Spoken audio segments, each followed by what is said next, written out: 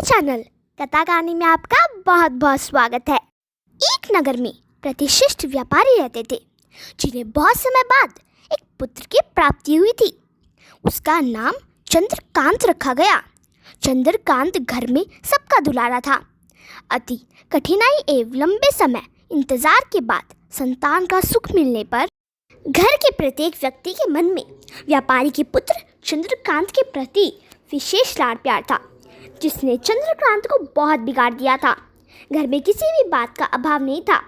चंद्रकांत की मांग से पहले ही उसकी सभी इच्छाएं पूरी कर दी जाती थी।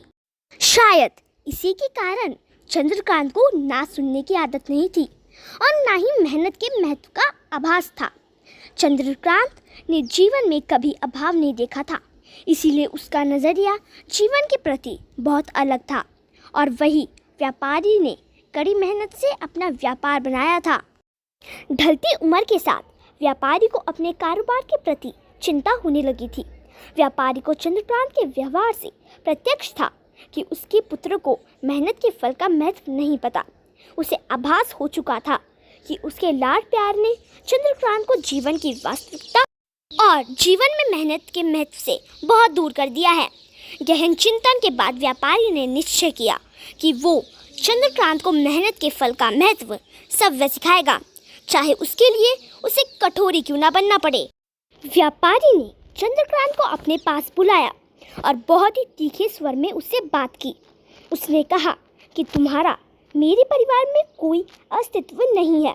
तुमने मेरे कारोबार में कोई योगदान नहीं दिया और इसीलिए मैं चाहता हूँ कि तुम अपनी मेहनत से धन कमाओ, तभी तुम्हें तुम्हारे धन के मुताबिक 2 वक्त का खाना दिया जाएगा। यह सुनकर चंद्रकांत को ज़्यादा कोई फर्क नहीं पड़ा। उसने उसे क्षण भर का गुस्सा समझ लिया, लेकिन व्यापारी ने भी ठान रखी थी।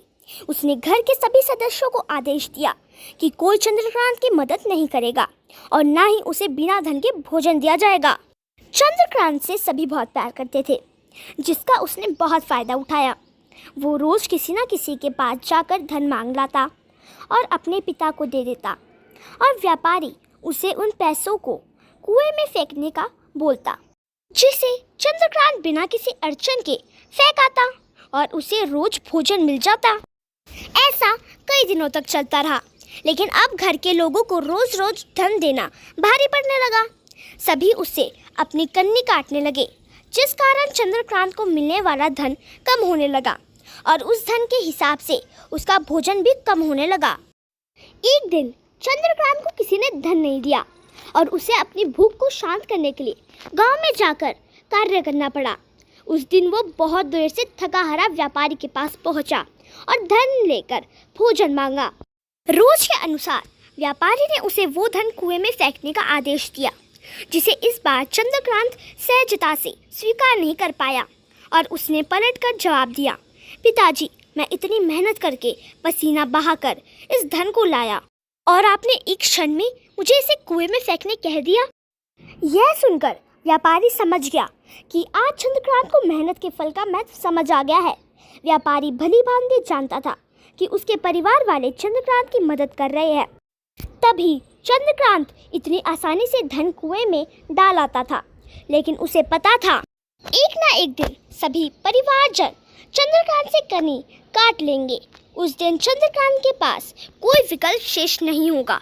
व्यापारी ने चंद्रकांत को गले लगा लिया और अपना सारा कारोबार उसे सौंप दिया। शिक्षा। आज के समय में उच्च वर्ग के परिवारों के संतानों को मेहनत के फल का महत्व पता नहीं होता और ऐसे में यह दायित्व उनके माता पिता का होता है कि वो अपने बच्चों को जीवन की वास्तविकता से अवगत कराए। लक्ष्मी उसी घर में आती है जहाँ उसका सम्मान होता है। मेहनत ही एक ऐसा हथियार है जो मनुष्य को किसी भी परिस्थिति से बाहर ला सकता है। व्यापारी के पास इतना धन तो था कि चंद्रकांत और उसकी आने वाली पीढ़ी बिना किसी मेहनत के जीवन आसानी से निकाल लेते। लेकिन अगर आज व्यापारी अपने पुत्र को मेहनत का महत्व नहीं बताता, तो एक ना एक दिन व्यापारी की आने वाली पीढ़ी व्यापारी को कोसती। अगर आपको मेरी यह कहानी पसंद आई तो मेरी ऐसी ही और कहानियाँ देखने के लिए मेरे चैनल को सब्सक्राइब करें, मेरी सभी वीडियो को लाइक करें और शेयर और कमेंट करना बिल्कुल मत भूलना।